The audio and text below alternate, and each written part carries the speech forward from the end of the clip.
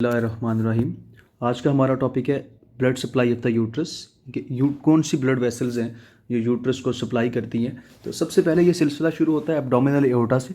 Abdominal aorta, जैसा हम सबको पता है कि एब्डोमिनल एओर्टा बाइफरकेट होती है at the level of the lumbar vertebra 4। तो इस लेवल पर बाइफरकेट होते ही ये दो मेजर जो है वो ब्लड वेसल्स के अंदर डिवाइड होती है, जिसे हम नाम देते हैं कॉमन एलियक आर्टरी का। जिसे हम नाम क्या देते हैं? Common iliac artery. Common iliac arteries की बेसिकली दो ब्रांचेज होती हैं, एक हमारे पास राइट साइड की तरफ होती है और एक कहाँ होती है? लेफ़्ट साइड की तरफ होती है।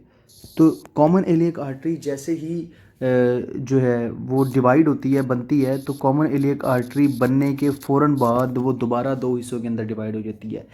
एक होती है जो अंदर की तरफ मीडियल साइड के ऊपर ब्रांच होती है, उसे हम क्या बोलते हैं? इंटरनल एलियक आर्टरी है ये। और जो लेटरल साइड के ऊपर होती है उसे हम क्या बोलते हैं कि ये कौन सी वह है? ये एक्सटर्नल आइलियक आर्टरी है। तो ये इंटरनल आइलियक आर्टरीज़ और एक्सटर्नल आइलियक आर्टरीज़, ये दो जो है वो बेसिकली ब्रांचेज होती हैं जो निकलती हैं कॉमन एलियक आर्टरी से। तो जो यूट्रस को ब्लड सप्लाई कर रही होती है वो होती है यूट्राइन आर्टरी। और यूट्राइन आर्टरी जो बेसिकली है वो इस इंटरनल आइलियक आर्टरी की एंटीरियर ब्रांच है। इस इंटरनल आइलियक आर्टरी की क्या है? एंटीरियर ब्रांच है। ये दोनों तरफ से निकलती है, राइट साइड से भी निकलती है और लेफ़्ट साइड से भी निकलती है। एंटीरियरली तौर पे ये ब्रांच निकलती है और ये एक बड़ी वेसल है जिसने आगे जाके जो है वो मल्टीपल जो है वो ब्रांचेस देनी है। तो इसे हम यूट्रस के प्रोस्पेक्ट से देखते हैं कि यूट्रस के अंदर इसका कोर्स कैसा होगा। तो ये एक स्कीमेटिक डायग्राम मैंने पहले से ड्रा करके रखी है यूट्रस की। तो इस लेवल के ऊपर अप्रॉक्सीमेटली जो है वो हमारे पास यूट्राइन आर्टरी मौजूद होती है। ये यूट्राइन आर्टरी है। तो ये यूट्राइन आर्टरी जो है ये ब्रॉड लिगामेंट की तरफ बढ़ती है, लेकिन ब्रॉड लिगामेंट के पास से बढ़ने से पहले इसके पास यहाँ से हमारे पास यूरेटर गुजर रहा होता है। आप सबको पता है, लास्ट वाले लेक्चर के अंदर हमने डिस्कस किया था कि यहाँ से क्या गुजर रहा होता है? यूरेटर गुजर रहा होता है। तो ये क्या करती है कि ये जो हमारे पास यूट्राइन आर्टरी है ये यहाँ से गुजरने से पहले इस यूट्रस के पास से गुजरती है, इसकी बैक साइड से। और इसके साथ गुजरने से साथ साथ क्या करती है? ये ऊपर की तरफ असेंड करती है, यूट्रस की लेटरल वॉल के साथ बिल्कुल ऊपर की तरफ आहिस्ता आहिस्ता असेंड करती जाती है और कॉर्नस के लेवल तक पहुंच जाती है। कहाँ तक पहुंच जाती है? कॉर्नस के लेवल तक। कॉर्नस के लेवल के पास जैसे ही पहुंचती है तो यहाँ पे जाके ये दो ब्रांचेस देती है। यहाँ पे जाके ये क्या देती है? ये दो ब्रांचेस देती है। एक वो ब्रांच देती है जो basically along the side of the fallopian tube run करती है, जिसे हम क्या बोलते हैं कि ये हमारे पास क्या है? ये वाली ट्यूबल ब्रांच है हमारे पास। ये कौन सी ब्रांच है? ट्यूबल ब्रांच है। और वो ब्रांच जो हमारे पास ओवरीज के पास जाती है वो कौन सी ब्रांच होती है? ओवेरियन ब्रांच होती है। तो ये बेसिकली ट्यूबल आर्टरी या ओवेरियन आर्टरी की ये ब्रांचेस देती है। एक्चुअल ट्यूबल आर्टरी या ओवेरियन आर्टरी नहीं देती। होता क्या है कि ट्यूबल आर्टरी और ओवेरियन आर्टरी जो एक्चुअल हैं वो ओवेरियन आर्टरी की ब्रांचेस हैं। ओवेरियन आर्टरी जो कहाँ से ओरिजिनेट करती है? जो एब्डोमिनल एओर्टा से, एज अ गोनेडल आर्टरीज जो निकल रही होती हैं बिलो द L2 के लेवल के ऊपर। ठीक है, तो वहाँ से ये ओरिजिनेट करती हैं और ये ओवेरियन आर्टरी आके इस लेवल के ऊपर ये दो ब्रांचेस दे रही होती है। तो यहाँ पर एक उसने ट्यूबल आर्टरी दी होती है और फिर दूसरी ब्रांच क्या दी होती है? उसने ओवेरियन आर्टरी दी होती है जो ओवरीज को सप्लाई कर रही होती है इधर आके।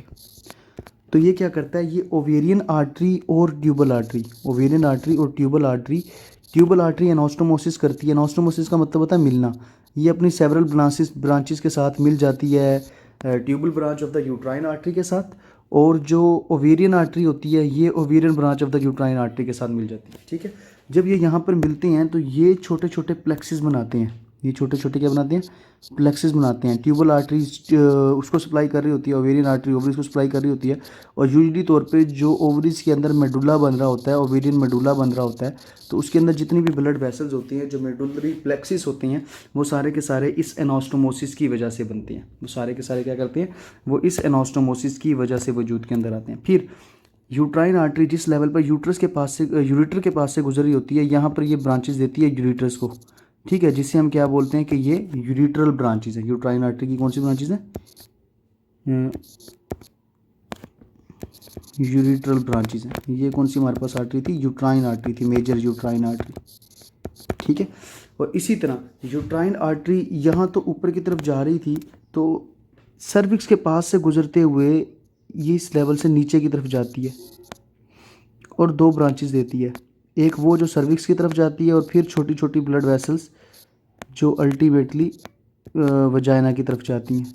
ठीक है, तो ये सर्विक्स को भी ब्रांचेस देती है और किसको देती है, वजाइना को भी ब्रांचेस देती है। जैसे ही ये सर्विक्स के पास से गुजरती है तो ये दो के अंदर डिवाइड हो जाती है। कॉर्डली साइड के ऊपर ये कौन सी ब्रांचेस देती है, वजाइनल आर्टरीज।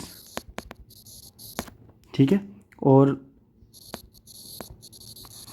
ये थोड़ा सा मिडली साइड के ऊपर की तरफ जो है वजाइना से सुपीरियरली साइड के ऊपर और थोड़ा सा मिडली साइड के ऊपर ये कौन सी ब्रांचेस देती है, सर्वाइकल ब्रांचेस देती है, जो सर्विक्स को सप्लाई कर रहे होते हैं। ठीक है, इसके पास जहाँ पे ये कॉर्नस के लेवल के ऊपर पहुँच रही थी, यहाँ पे ऊपर कॉर्नस के लेवल के ऊपर, आप सबको पता है ये वाला लेवल कौन सा है, कॉर्नस है। ये वाला लेवल कौन सा था, कॉर्नस था। कॉर्नस उस पॉइंट को बोलते थे जहाँ पे फ्लॉपिंग ट्यूब जो है वो यूट्रस के साथ कनेक्ट कर रही थी। तो ये जब कॉर्नस के लेवल तक पहुँच रहे थे तो यहाँ पर जाकर जो है ये छोटी छोटी जो है वो ब्रांचेस दे रही थी, जो अल्टीमेटली जाके फंडस को सप्लाई कर रही थी। अल्टीमेटली जाके किसको सप्लाई कर रही थी, फंडस को सप्लाई कर रही थी। तो इसने कौन सी आर्टरी दे दी, अब यूट्राइन आर्टरी की इन ब्रांचेस का नाम क्या होगा, फंडल आर्टरीज।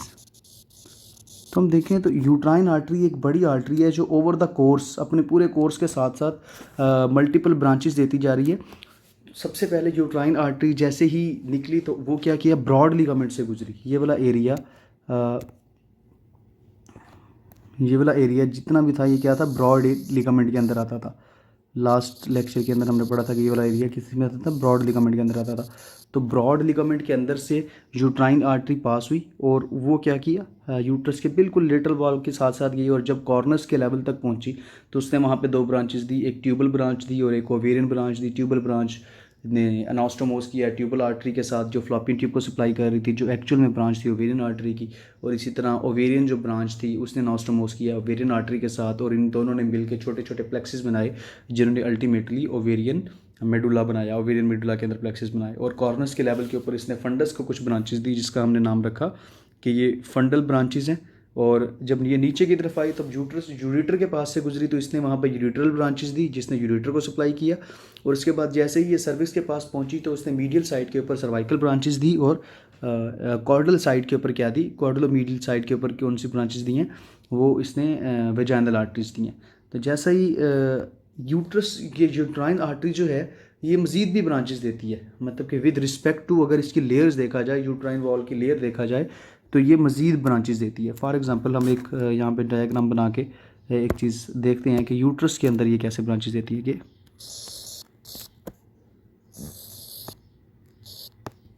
ऐसे ये यूट्रस है, यूट्रस की सबसे पहली और बारीक लेयर कौन सी होती है, पेरीमेट्रियम होती है। और उसके बाद सबसे जो है वो थिक लेयर और सबसे मोटी लेयर कौन सी है, वो मायोमेट्रियम है। ठीक है, तो ये वाला एरिया पूरे का पूरा क्या है, ये मायोमेट्रियम है। तो यूट्राइन आर्टरी जैसे ही निकलती है, इमिट करती है, यूट्राइन आर्टरी पास करती है विद इन द पेरीमेट्रियम, और ये जहाँ के सेवरल ब्रांचेस दे देती है, छोटी छोटी मल्टीपल ब्रांचेस देती है, जिसका हमने नाम रखा आर्कुएट आर्टरी, जिसका हमने नाम क्या रखा, आर्कुएट आर्टरीज।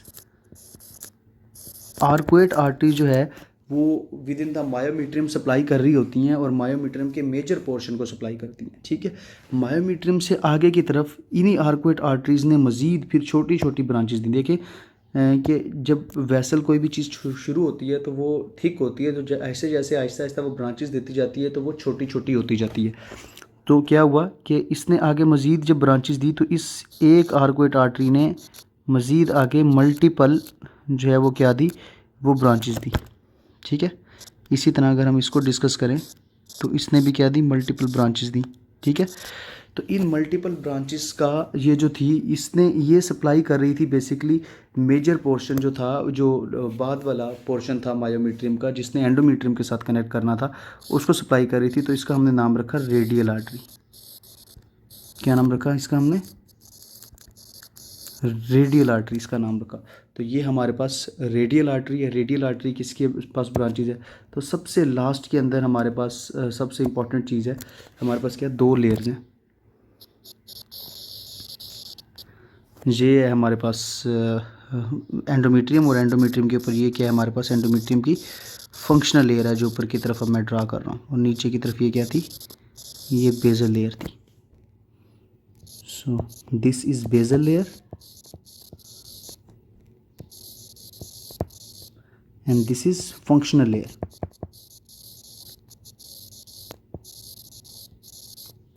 सो अब क्या हुआ, इस बेजिलर आर्टरी ने दो तरह की ब्रांचेस दी। इस बेजिलर आर्टरी ने क्या किया, इस बेजिलर आर्टरी ने दो तरह की ब्रांचेस दी।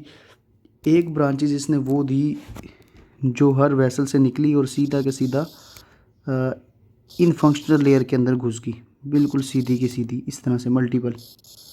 ठीक है, ये जो सीधी की सीधी घुस रही है, इसने स्पाइरल शेप बनाई, और इससे हमने बोला ये कौन सी आर्टरीज हैं, स्पाइरल आर्टरीज हैं। कौन सी आर्टरीज हैं, स्पाइरल आर्टरीज हैं। ठीक है, इसके अलावा यहीं से एक और ब्रांचेस में निकली छोटी सी, जो इस बेजल लेयर के अंदर जाके डिवाइड करने लगी। बेजल लेयर के अंदर जाके इन्होंने ब्लड सप्लाई देना शुरू कर दिया। ठीक है, तो इन वेसल्स को हमने बोला बेजिलर आर्टरीज। इन वेसल्स को, क्योंकि ये बेजल लेयर में सप्लाई कर रही थी, तो इन वेसल्स को हमने क्या बोला कि ये कौन सी वेसल्स हैं, बेजिलर आर्टरीज।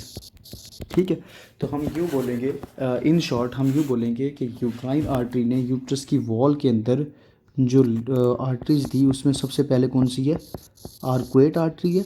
आर्कुएट आर्टरी के बाद नंबर 2 के ऊपर रेडियल आर्टरी है। रेडियल आर्टरी के आगे की तरफ जो दो ब्रांचेज हैं वो कौन कौन सी हैं, बेजिलर आर्टरी है, और दूसरी कौन सी है, स्पाइरल आर्टरी है। रेडियल आर्टरी यही दोनों ब्रांचेस देगी, इसने डायरेक्ट दोनों दी। आर्कुएट ने सिर्फ क्या दी, रेडियल दी, और रेडियल ने ही ये दोनों दी। ये नहीं है कि बेजिलर की ब्रांच है स्पाइरल भी रेडियल आर्टरी की ब्रांच है। ठीक है, तो ये दोनों जो ब्लड वेसल्स थी, ये किस में सप्लाई कर रही थी, मायोमीट्रियम को सप्लाई कर रही थी।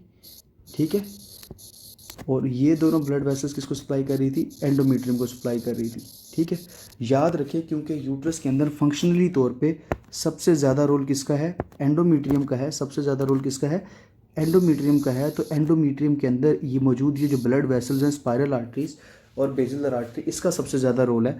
और क्योंकि एंडोमीट्रियम के अंदर जो फंक्शनल पार्ट है वो सिर्फ और सिर्फ फंक्शनल लेयर प्रोवाइड करती है, तो इसके अंदर सबसे ज़्यादा रोल स्पाइरल आर्टरीज का है। स्पाइरल आर्टरीज की growth with in the menstrual cycle, जब एंडोमीट्रियम थिक हो रही होती है, प्रोलिफरेटिव फेज चल रही होती है, तो मेंस्ट्रुअल फेज की निस्बत प्रोलिफरेटिव फेज के अंदर, यानी कि अगर मेंस्ट्रुअल फेज से हम जाएं कि प्रोलिफरेटिव फेज के अंदर, तो 4 टाइम इंक्रीज करता है स्पाइरल आर्टरीज का डायामीटर।